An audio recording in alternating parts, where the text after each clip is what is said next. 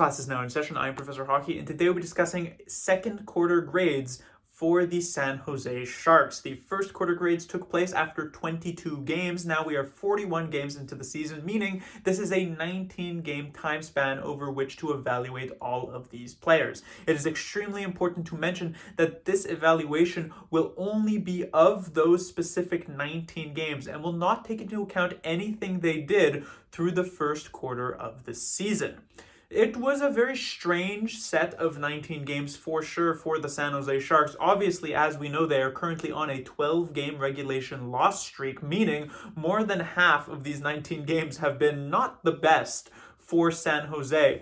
But the first 7 games of this 19-game stretch included those fantastic comeback victories against teams like the Islanders and the Red Wings, strong wins against teams like the Winnipeg Jets as well as the New Jersey Devils, and even some really close games against some of the top teams in the league like the Vegas Golden Knights and the New York Rangers. So just like how the first quarter was, this is a bit of a tale of two seasons for this particular 19-game stretch, making it somewhat difficult to evaluate these players, especially because that 12-game losing streak is the freshest thing in all of our minds. It is very easy to fall into a recency bias trap and undervalue a lot of these players who may have started this quarter much better than they finished it. Let us immediately start out, however, with Henry Thrun. So he did not get an evaluation through the first quarter because he only played a couple of games there. He would then get called up near the beginning of this second quarter and play enough games. Obviously, I do want to point out that of the 19 games of this quarter, you will have to have played 10 for me to review. So with Thrun, it's definitely quite interesting to evaluate him because his last few games, he has been one of, if not the best defenseman for the San Jose Sharks. I would say the last 5 games that he played, he has been very, very effective. The problem is he's played a total of 14 games in this quarter, and the first 9, it left a lot to be desired. A few of them were really, really bad. At best, he was like average through a couple of those games. And so while these recent ones have looked really strong, you can't forget the tough times he had as soon as he was called up in those first couple of games. As such, I end up with the grade of a C+.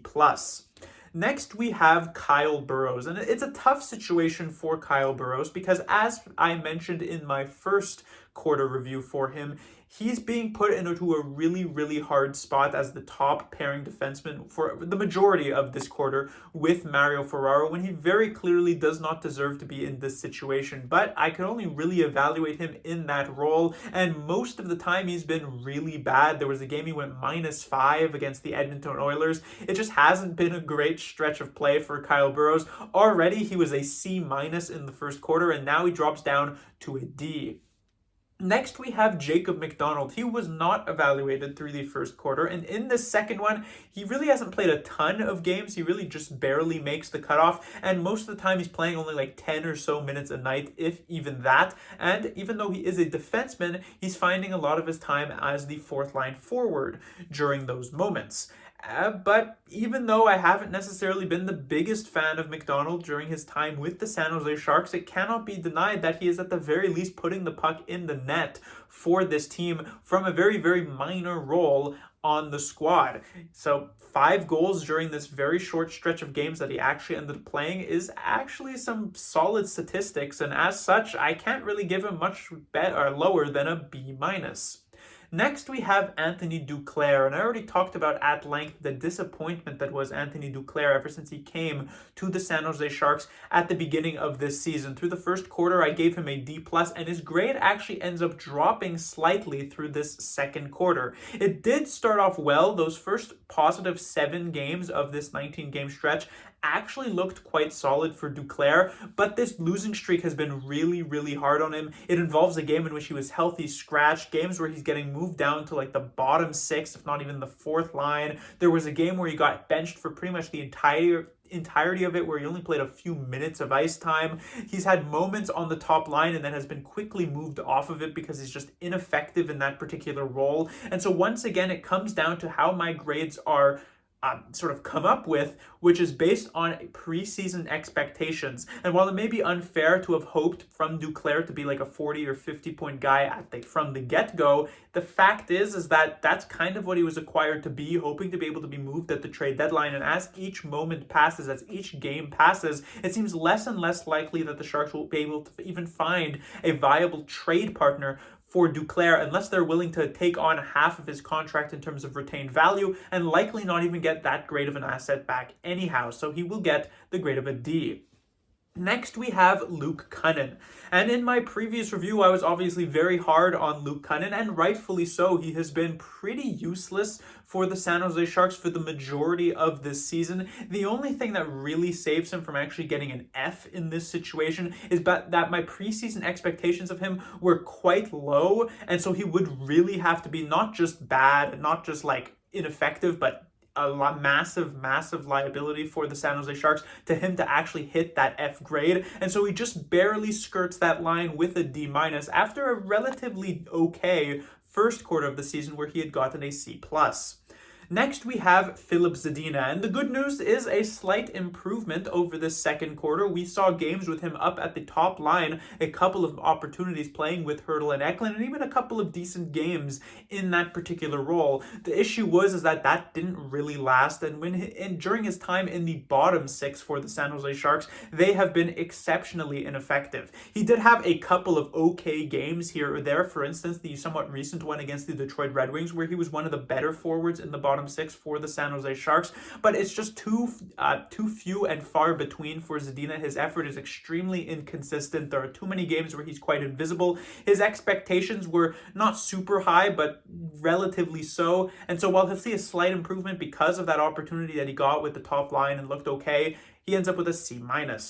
And next we have Fabian Zetterlund. Zetterlund has been a good surprise for the San Jose Sharks thus far this season. He's right up there in terms of goal scoring. He's been doing some really solid things, managed to maintain a very steady spot on the second line for the Sharks. And during the early parts of this quarter, he was extremely effective when playing with, in particular, Mikael Granlund as that sort of duo, and Anthony Duclair to a lesser extent as well. Zetterlund's major issue throughout this quarter, I feel, and especially during the losing streak, is actually defensively. He has been somewhat spotty at times. It feels as though he is one of those players who is not exactly going to be always in the best possible defensive position, kind of like his line mate Anthony Duclair on the other side of the wing. So that definitely hurts him a bit. On top of that, Zetterlund is not really a player who is heavily dominating any of the games he plays. So you'll see amongst like the better scorers on the board here is players who have made a really big impact with the Sharks during this quarter. Zetterlund has been good,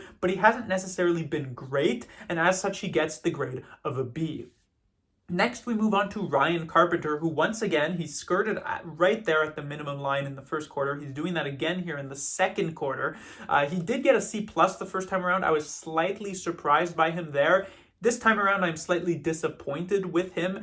He had that injury in between that caused him to miss a few games, but ever since returning to that, he wasn't amazingly effective outside of like one performance, which was pretty good. And so generally, the expectations weren't particularly high, so I can't give him like a terrible grade, but he ends up with a C-. Next, we move on here to Mackenzie Blackwood, the first of two goaltenders on the board here for the San Jose Sharks. And during the first quarter, Blackwood was the better goaltender for the Sharks. He ended up with an A- because he certainly tried his best, especially during that 11-game losing streak to open the year, to get the Sharks their victory. His best game of the season likely still remains that second game of the year, his first appearance against the Colorado Avalanche, where he just barely could not hang on and lost to them in the shootout. However, during this current quarter, Blackwood has fallen off a bit. He still had a few good games. I believe like 5 of his 11 appearances were still quite solid, but there were a few too many outings where he was just downright atrocious at times, letting in some really, really stinker bad type of goals. And so his rating will drop a bit. It's still pretty good, and the defense is not doing him a lot of favors in front, and he's still doing some okay numbers, and as such he will still get a solid grade, but not as great as he was in that first quarter, with a B-. Next we have Calen Addison, and this is maybe going to be the most surprising grade on the board here. He was not evaluated in the first quarter because he just barely missed the cutoff, but he does get evaluated here, and I end up giving him the grade of an F. This is for a couple of reasons. First of all, when he was acquired from the Minnesota Wild, the expectations were that he was not going to be a very good defensive defenseman, but that he would provide a certain level of offense to help kind of jumpstart the San Jose Sharks, that he was going to be the number one offensive defenseman for San Jose. And obviously my expectations were not for him to be anywhere near the level of players like Erik Karlsson and Brent Burns, number one defenseman of the past for this team, but I expected some level of offense through the games he has played, and he played the majority of this second quarter outside of a couple of missed opportunities. Through the majority of the games that he played, there was zero offense, not even a lick. If you had told me that this guy was an offensive defenseman, I would not have believed you, because it was just very, very rarely ever actually on display. And when you're not actually providing any offense and your downside was always going to be your defense, you're kind of combining to make a defenseman who's just not very useful at all. And the fact is that the vast majority of games that the Sharks have played over this second quarter, Calen Addison has been the worst defenseman for them. You know, outside of the games that like Vlasic dressed in was terrible, or maybe these spotty games here or there where the Burrows-Ferraro pairing has looked really bad. But otherwise, Addison, he's never actually had all that great of a game, maybe like a couple of times this season, and he's just more often than not a liability for this team. And I mentioned during my Cunnin review with that, oh, well, at least he's not like a massive liability. Addison is. He's just not a good defenseman, and so I give him the grade of an F, like I said. We move on now to Kaapo Kähkönen, the Sharks' second goaltender here, and he was the better goaltender during the second quarter. He also had a few really, really strong outings, but what makes the difference is that during the not-so-great outings, it always felt as though Kähkönen was at least pretty decent, while Blackwood not so much. Blackwood had a lot more really bad goals that he would have absolutely wanted back compared to Kähkönen, who sometimes, yeah, he lets in like 4 goals, but they're usually like 4 really tough saves. And so he has definitely taken the reins as the starter. Obviously, the most recent performance for Kähkönen against here the other night against the Toronto Maple Leafs wasn't great. He gets pulled, but before that, he was still quite effective, and as such, he gets the grade of a B+. Next, we move on to Ferraro, and it's no secret that Ferraro, kind of like with Kyle Burroughs, is a bit out of his depth, I would say, is given number 1 minutes by far from the San Jose Sharks from David Quinn. He gets like 25, sometimes up to like 27 minutes per night. He's relied on in every possible situation. He's extremely, extremely overplayed for the type of player he should be. So it's definitely a tough situation for him. And there have been multiple games during this 19-game stretch where Ferraro was not good at all. Having said that, there have also been a few games for sure where Ferraro was actually pretty good, and the offensive elements that he has added to his game has made him a slightly more interesting player to watch. It does still end up with his grade slightly falling from the first quarter, but I will give him the grade of a C here as just pretty much downright average. Remember, his expectations coming into this season were not very high, so it kind of in line with that.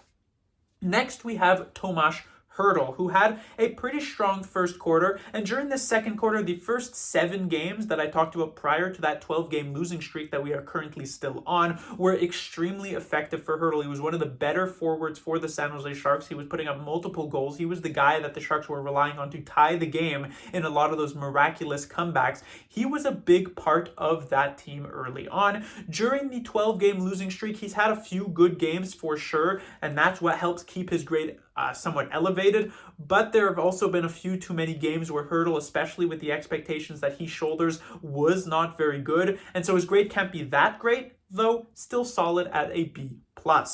Next, we have Kevin Labanc. Labanc, it's the same story as it has been, not just this season, but for like the past 3 years for Kevin Labanc. He's not really given the time of day by the coach. He has some okay games sometimes. He has some games where he's just exceptionally invisible. This is pretty much in line with his expectations, and so I will give him a slight improvement because of a couple of contributions he made, especially during that 7-game stretch prior to the losing streak, and as such, he gets a C. Next, we move on to Mikael Granlund. Granlund had a pretty rough first go of it with the San Jose Sharks. During the first quarter, he ended up with a grade of a C, as just being pretty much downright average. But the start of this second quarter, he was the best forward for the San Jose Sharks. In fact, he was one of the more productive forwards around the league, adding up point after point during those amazing comeback style games, those much closer games as well against top competition. Granlund was a massive reason for that. He has slowed down slightly as of late. His sort of 50-50 plays have been more so going towards the bad side compared to the good side as of late, but he's still finding ways to contribute. He's still getting a point here or there. He's still a very solid point contributor for the San Jose Sharks, and he was probably their best forward over this quarter, and as such, he gets the grade of an A-. Next, we have Mike Hoffman, who has been, like in that first quarter, extremely up and down. There have likely been like 6, 7, 8 games during this 19-game stretch where Hoffman was really solid, got some opportunities up with the top line, with the second line as well because of those outings. And yet there have been also the other half of those games where he's just doing literally nothing. At times, he's not even very good defensively. He's just been kind of invisible, if not a liability. It's definitely extremely hard to pin down what type of Hoffman you're getting every single game. He's probably the most up and down player on the entire roster almost, it feels like at this point. And so I'll end up giving him the grade of a C+ just because his expectations were relatively low and he's been not nearly as bad as I thought he would be, but it's not as though this was a fantastic quarter for him either. Next, we have William Eklund. Eklund, like with Hertl, had a very strong start to the quarter during that 7-game stretch, was kind of like right next to Hertl in terms of very effective on that top line, putting up some decent points. But the 12-game losing streak has been even harder on Eklund than it likely is on Tomas Hertl. Not a lot has been going right. There have been a lot of sort of invisible style of games for William Eklund, a lot of games where he's just not being able to make much of an impact at all. And while there were still some solid games throughout these 12, you cannot dismiss that, which means his grade still ends up being rather solid. It is slight fall off from that first quarter, and I give him the grade of a B-. Next, we have Okhotyuk. Now, Okhotyuk was decent in the sort of minimum almost amount of games that he played during the first quarter, and as such, I ended up giving him the grade of a C+. This time around, it felt as though it was not as great. Even when the Sharks were winning games, Okhotyuk was one of the worst defensemen for them in a lot of those games, and he's just a type of player who is very liable to have some giveaways in the defensive zone, was making the incorrect passes. While I do still sometimes like his aggressiveness offensively, it felt as though those defensive errors has finally caught up to him, because these last few games of this current losing streak and of this quarter, he hasn't even drawn into the lineup. And so I give him the grade of a D+. Next, we have Jan Rutta, who will see one of, if not the biggest jumps in grade on the board for this video. During the first quarter, I was extremely disappointed with what Rutta came into San Jose with. He was a Stanley Cup winning defenseman, a very experienced player with the Tampa Bay Lightning. I thought he'd come in and be maybe not the best defenseman for the Sharks, but at least a very solid top 4 guy, like a second pairing type of player. And that was nowhere near the case. But during this second quarter, he has started to live up to that opportunity. He's had some very solid games with Henry Thrun, especially in the latter half of the quarter. He looked okay in duo with Okhotyuk, even though Okhotyuk was not so fantastic. And so Rutta is a player who has definitely redeemed himself over the second quarter. Still not fantastic, still not like a lights-out defenseman for the San Jose Sharks, but slightly better than the expectations that I had for him, and as such, he gets the grade of a B-.